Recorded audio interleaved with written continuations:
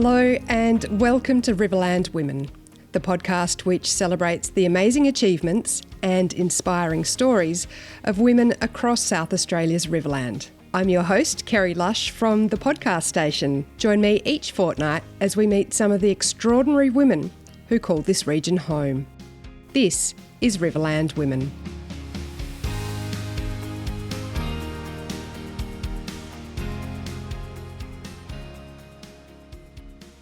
It's a long journey from the bustling streets of central Dublin to the outskirts of Renmark. But for Stephanie Brookes, it's a journey that has led her to exactly where she wants to be. Her path to the Riverland has included a stint as a winemaker, despite no formal qualifications. And then she ended up blending more than wine. She also met her husband Andrew. Now deeply rooted in the Riverland and working for the Renmark Paringa Council, Steph has made this community her own, pouring her heart into creating and fostering connections. But life in Australia hasn't always been straightforward for Steph. After welcoming her two daughters into this world, she faced a few new challenges, including an ADHD diagnosis. This is Stephanie's story. I grew up in Dublin, Ireland, so very, very different to here, to sunny old Renmark. I grew up on a main road in central Dublin, 5-minute walk to Grafton Street, which is the equivalent of Rundle Mall. And I didn't learn how to drive until I was 24, until I realised I was going to emigrate. And very, very much a city girl. What was your childhood like in a big city like Dublin? If you're in a really busy area. Really, really busy. It was always go, go, go. You learn to navigate public transport from a very young age, because I was using public transport on my own from about 7, 8 years old. Oh, wow. Yeah, just very, very busy, lots of people. And I suppose if I think about that, that has definitely shaped who I am now, because I always felt everything was very busy there, but there was a lack of connection, if that makes sense. So I had a very big, extensive family and understood about the connection within family and that sense of community. But I never really felt it in where I lived. We didn't really know our neighbours. I lived next door to them for my whole life, but you didn't really talk to people that much because it was city. So it's interesting. Very, very busy, loads of people, but I definitely sensed from a young age. What was your house like? Were you in like a small house? Did you have to go to the park to run around? What was... I was pretty fortunate. I had quite a big house in Dublin, so a 3-storey Victorian house. So it was nice. We had a big back garden. But because I lived on the main road, there wasn't really any kids. So a little bit sad. I might have played out in the laneway, with a tennis racket when I was a kid, because there just wasn't kids around. But I was really big into sports when I was a kid. Always really social and going to school and that. So it was fine. But just where I lived, not a lot of kids. And I always really wanted that. So yes, I was lucky I grew up in a nice house, but I remember saying to my mum, I was like, I just want to live in a housing estate when there's loads of kids. That would have gone down well, I'm sure. Yeah, I know. She was like, what? Yeah. So any siblings? Yeah, but they're 14 and 10 years older than me. So I suppose that's that deep sense of wanting connection. Yeah, it's been there since a very young age. Yeah. Now, you said about sport. What sort of sports are popular in Dublin? Well, I did loads of ballet, dance, gymnastics, but hockey, Gaelic football, did a bit of that, basketball. We did mostly all the sports you guys do here, except netball.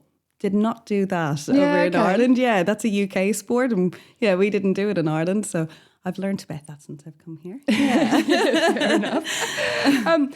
And so you did all your schooling in Dublin? Yes, I did. I did primary, secondary, and then I did my university education. So I did my business degree, and then the big recession, the Celtic boom crashed. And when I graduated from uni, there was no jobs, massive recession.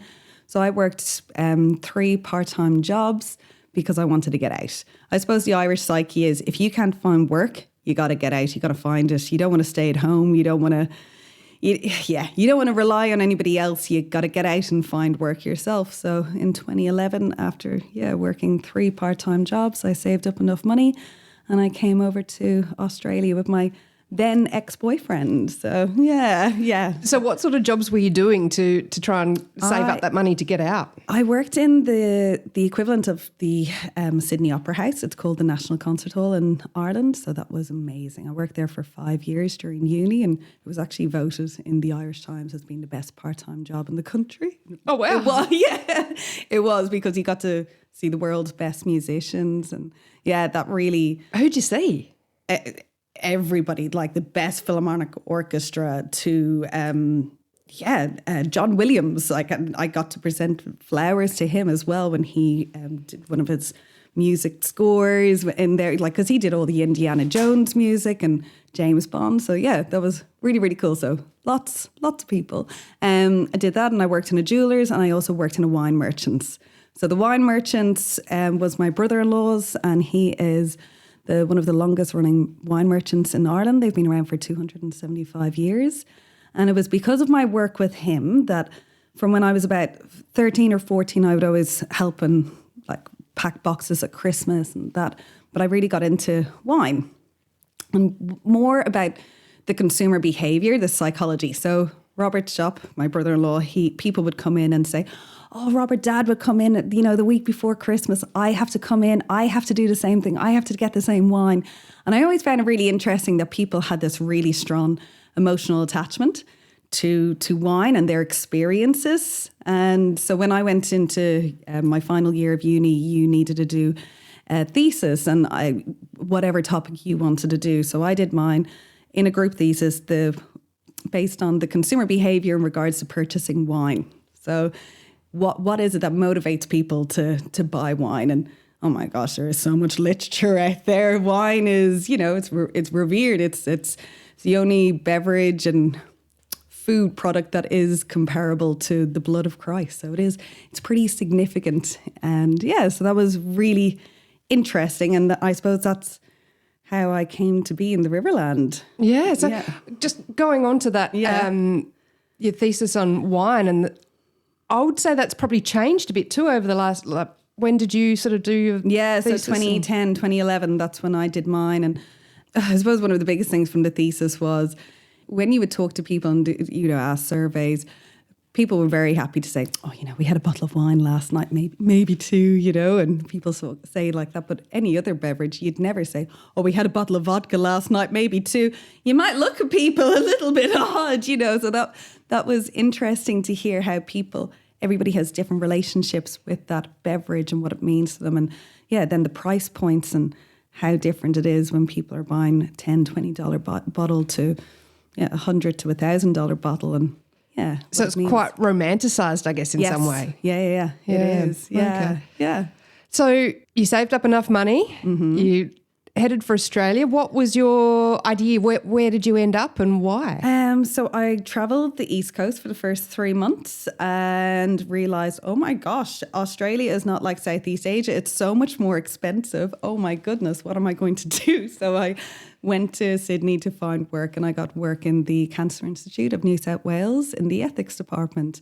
And I redeveloped their records system. So that was different, but it was really, really interesting to understand government and to understand how different not-for-profits as well can work together, and how everything is interconnected in that space. So that was really interesting. So I did that for 6 months, and then I realised I really actually wanted to as well. In that time, I'd have broken up with my ex-boyfriend. So he was Irish? He was Irish, John, and yes, we broke up, and that was the best thing. It was a new beginning for me.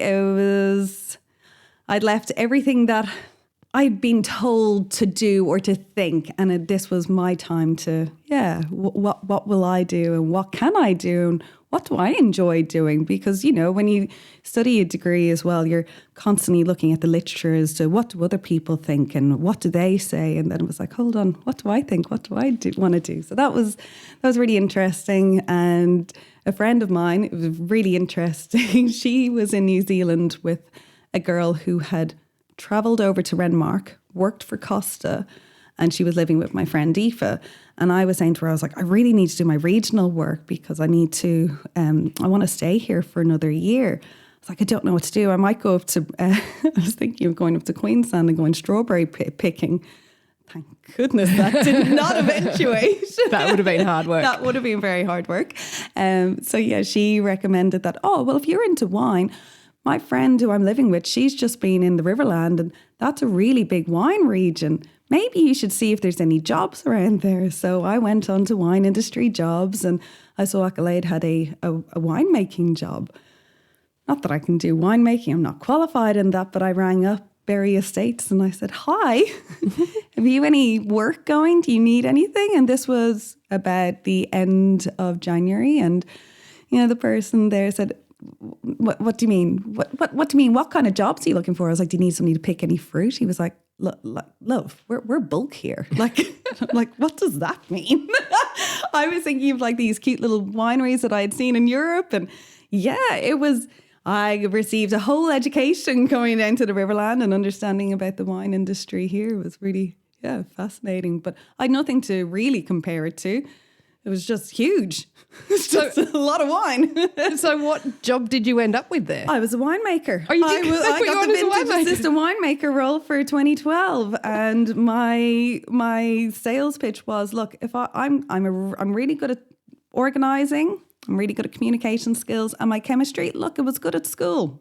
I lied about that. But I just said, give me 2 weeks. If I fall flat on my face, I'll walk away. But hey, I think you need me as much as I need you, because I needed to do my 90 days work, and they needed a vintage assistant winemaker because their person had pulled out. So it's kind of meant to be. Yeah. And did you enjoy it? I loved it. I really, really loved it. I'd never been in any type of experience, like, it was totally new and different. And yeah, it just showed me that it's working with people and being able to connect with people, work with them, and understand that you don't have to do everything, but you have to be responsible for your part and work with others. You can do anything.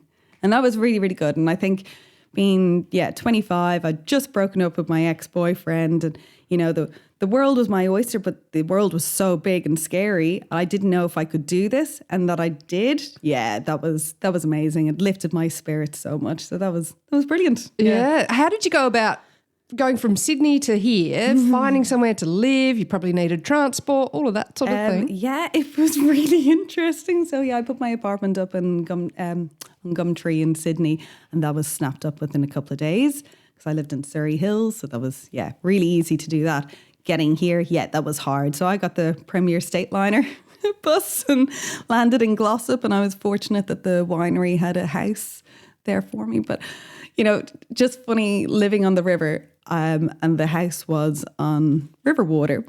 And I remember the person, when he showed me through and he left, I thought, oh my gosh, how rude. He didn't even flush the toilet after he used it. Oh my God. And the assumptions that you make, because I was city, and I thought everybody had access to clear filtered water. Yes, that's right. So that was the beginning of my learnings. Yeah. You would have worked it out soon enough after washing your hair in river water. Yes, I did. Yes. So I boiled the kettle for a few years. Yes. Been there, done that. What came next after the winery? So when I was at the winery, I was very fortunate that there was an assistant winemaker. And his name is Andrew Brookes, and he trained me into the role. And but he was just, so different to anybody I'd ever met before. And it was really interesting because after 3-4 weeks of working with each other, he asked me, oh, so you've never been out in the Murray? And I was like, no. And he was like, oh, do you want to go fishing? And I was like, oh, that'd be great. Just like, this is a sightseeing tour. And then a few of the labby girls were like, no, that's a date. He's a country boy. He's asked you about the date. I was like, oh, really? Okay. So that was exciting. So he took me out and we went fishing, and poor bloke though, he went to cast a line and he goes, I'm no Rex Hunt. And with that, the whole line went into the water.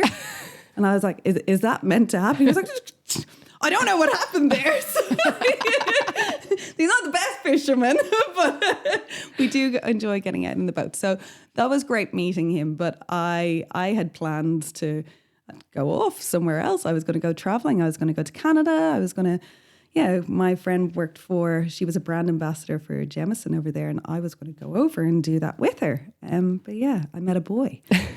So I went back to Ireland for a couple of months to reassess what I was going to do. And then I decided that I would come back to the Riverland and see what I could do here.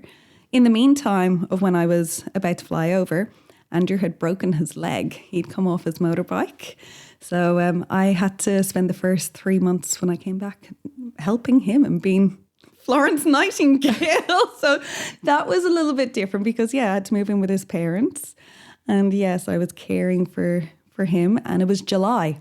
So it was cold, and it wasn't the Riverland that I'd remembered during vintage. And yeah, that was interesting. And then I got a job at Flinders University. So I did that for 6 months, and that was interesting, but it didn't work out as I'd hoped. But very fortunately, I applied for a job at Renmark Paringa Council. And yeah. And how long ago was that? 11 and a half years ago. Wow. Yeah, okay. So there's been a lot happen in that time then. Yeah. So eventually you married? Yes. So I got the job there in 2013. And then, we got married in 2017. Yeah, in Ireland. So we had 2 weddings. One here and one over there. Yeah, so I always joke, I've had 2 weddings, but at least... Which one was the real one? I know, the Irish one. Yes, yeah. And 2 weddings, but 1 guy and 1 dress. So that's good. Who gets to wear their dress more than once? Yeah, that's right. So, but it's been... what a journey. You look back and you just go, oh, wow, there's been a lot that has been done, and I feel like I'm a completely different person to who I was when I left. I was so, like most people, you're so young, you're so naive, and you move away and you discover yourself, and you really discover what it is about you that is important and that you need to nurture, and hopefully that can add value to others and to the people around you. So and for me, I think my biggest core need and want is that sense of connection. And that comes from growing up in the city, where you have hundreds and thousands of people all around you. And I felt this in Sydney as well, but it can be the loneliest place in the world. And I think coming to the Riverland, I have been so fortunate to really forge that strong connection with people, and that this is my home now. And I refer to here as home, and I refer to there as over there. Oh, that used to be my home, Ireland. So yeah, must have been pretty tough for your family. Yeah. I think hard for us all, because everybody has expectations, and that's something that I've just come to the realization that you can never meet everybody's expectations, and everybody's expectations will always be. They'll never be met. They just can't. And you got to learn to be comfortable with that. So, starting to become comfortable in that. Do your parents still hold out hope that you'll move back over there one day? No. And I think if I'm being really honest, that has been very hard, because they don't want to know my life over here. So that is the tricky part. So and I suppose that feeds into why this community is so important to me, because this is my home, and this is my home for my girls and my family. So I really want to make this the best place that we can live. And it is disappointing that my family haven't wanted to come out and experience that. But in their mind, the only way to live is in a city.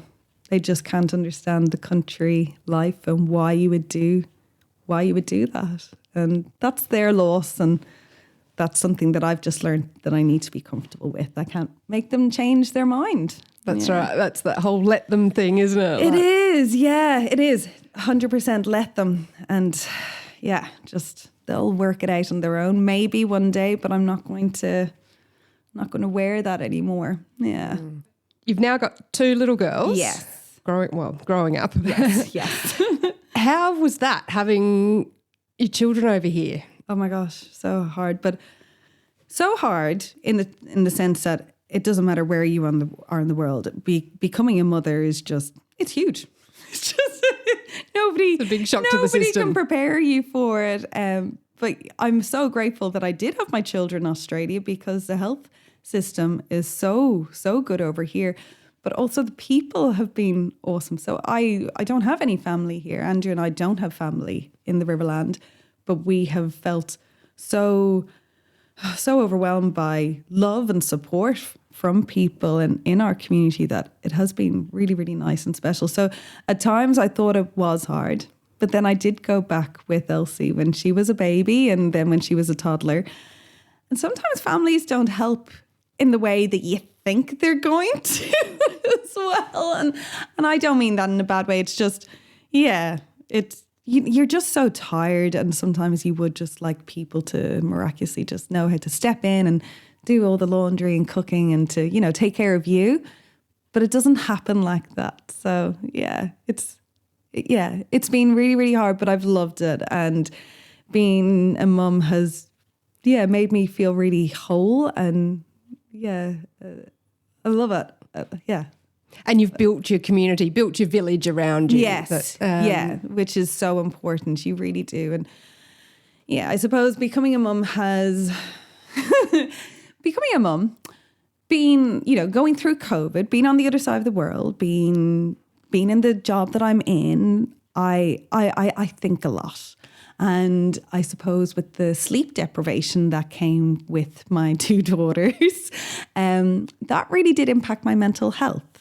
And that was really hard, because I feel like nobody really spoke about that before. It was just like, but if you did, it was, that's postnatal depression. But for me, I knew that there was something, but it wasn't that. And I didn't feel comfortable with that label. So during my last maternity leave, I really advocated to my doctor to say something's not right. And I don't want antidepressants. They're not for me, but something is not right. And thankfully, I kept on advocating for myself, because I discovered that I had a few health issues, but I've also received a diagnosis of ADHD. And that has been, wow, so good. Like, people say, you don't need labels. But for me, it was so good, because it allowed so much kindness and understanding to myself. Sorry, no, I get emotional. But I feel that I have for years been masking ADHD to try and fit in, and then understanding, that's why I have it. I'm never going to think like other people, but that's okay. That has been amazing. So becoming a mother, living on the other side of the world, lots of things have compounded my mental health going the way it did, and maybe not having that family support around me. Maybe it was a good thing, maybe it was a bad thing, but it made me reach out for help, and I was able to get the right help that I needed. And I have found that, this world of ADHD and understanding my brain and how everybody's brain, like, really, let's be honest, probably a lot more people are neurodivergent than we really, really know. And that is really helping me in understanding people and just going, they're not being that way to be bad. That's just the way they are. That's okay. And hey, I'm just the way I am as well. And that's okay as well. So a lot more understanding. Yeah. How do you then use that to your advantage, or work with it, I guess? Okay, well, I'm honest about it now. So I will talk to those who work with me closely. One of my big things is that I need to talk things out. I don't necessarily need that person to come to me with a solution. I just need to talk it out, and then I will come to that solution. But I need to tell people around me, this is just how my brain works. And that has been, it is useful, because at least I don't feel like I'm crazy telling that to people. Like, I am a little bit crazy, but aren't we all? It's okay. It'd be pretty boring if we if we were all vanilla. Yeah, exactly. That's right.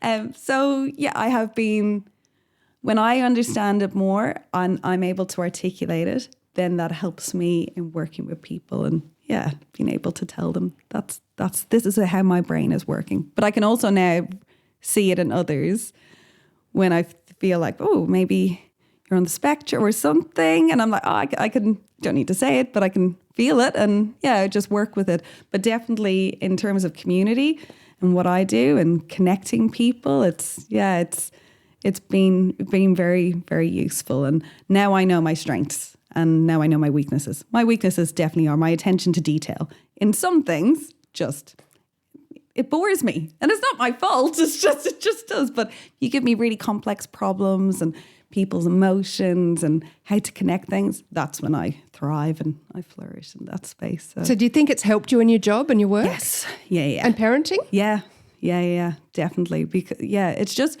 you understand it. If you can understand any system, then you can notice patterns and you're able to harness it or able to mitigate it by saying, oh, no. You know what, I'm not going to be able to do this. I need to outsource this or I can do this. And it allows you to be kinder to yourself. I'm not going to beat myself up for not being able to do something which I assume everybody else can. It's just, that's not what I can do. And I can do other things. Yeah. So it has helped. So tell us a bit about your job at the council, what you do, and I guess how you landed in that role. We sort of touched on that earlier. Yeah. But, I was so lucky when I joined council. I was the Riverlife Get Into It officer. So I remember that. Yeah. So Riverlife, get into it. Loved it. That was such a great role. You got to interact with the community, go bushwalking, trying to teach people about being healthy in their community with the natural environment and the foods that we have on offer here in the region. So it was really good for me as a foreigner to understand community, the region, food, what you can do, and to interact with people and to just connect. So I don't know whether it's an Irish thing or it's a Steph thing. I just love connecting with people. If I can connect with people, magic happens, and that's when we can make projects work. So that I remember even saying to Andrew, I was like, people are talking about, you live to work, you work to live, but I'm living to work. I love this job. And I was so, so excited. So then I was in that role, and then I went into the community services officer role, and then I really noticed that the communications channels in council there was none. There was one Facebook page, and everybody in local government a decade ago was terrified of Facebook. Like, oh my gosh, we can't have two-way conversations here. Oh, that's crazy. So because of my business degree and I specialised in consumer behaviour, and I felt, hey, I feel like I'm building a relationship with this community. I feel like I can talk on this platform and I can be that conduit between council and community. Because as an employee, I realised, I was like, oh my gosh, we do all these amazing things, but we're not telling people.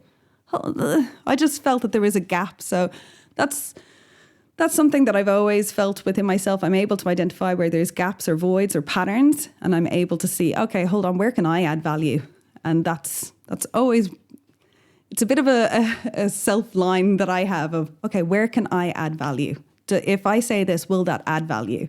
I just feel that that's very important. So from then we've been able to grow our Facebook page. So when I started, I think I had 250 on it, and now we've got just shy of 7,000, which is amazing considering our population is just shy of 10,000. And all of our communications channels and the rest of them. And it's been incredible. So now I'm the manager of community development. So I have a comms and engagement officer now full time. So that's exciting. And basically it's anything that's non-regulatory that comes through to council comes our way. And it's, Steph, can you facilitate this conversation to understand what the needs are? And it's to link people to what the services and the goals that we have at council and what is the evidence and what are the needs of our community? How can I link the both? So it's an interesting job, and I suppose anybody who goes into it would do it in a different way, but this is how I do it. I feel like I'm the link to marry the services of council and what the people need. And let's see what we can do with other partners and NGOs in the region. How have you found that going back to work with two children and a higher level role, I guess, than what you... when I started. It's been... Oh, look, it's a blur. It's a blur. Some days you think, I'm killing it. This is great. Yeah, I've got this. And then other times it's like, I want to go into the fetal position and just rock back and forth. Oh my gosh. Yeah, no, it's it's good. It's really, really good. I keep on reminding myself and my husband that these are the good years. Like, it's hard, it's hectic, but they're little people. They've got little problems. It's okay. It's just when they get bigger, it's going to get harder, but we'll have more sleep, hopefully. That's true. Maybe. maybe. But yeah, I'm enjoying being their mum. I would love, of course, if there was more flexibility and I could spend more time with them and I could spend more time doing work as well. I think, yeah, as women, we're very susceptible to feeling that guilt. And it's tricky, but I'm very lucky to be part of an organisation that is very family focused and friendly. And yeah, they are quite flexible. So yeah, we're making it work. Yeah. So long-term goals, what would you like to be doing in 5-10 years' time? Hopefully adding more value. I really enjoy the sector that I'm in. I find it incredible to work for a tier of organisation or a tier of government where you work on projects and you see how they enhance the place where you live and your kids live in. And yeah, I feel I've got skin in the game big time now. My kids are here. I want this to be the best place where they grow up, where their friends grow up, and where I want to be. So I just want to keep on adding value and make here, even more incredible to live, play and work like it is. I love Renmark, and it took me a good 10 years to get my husband to move here because he was a winky boy.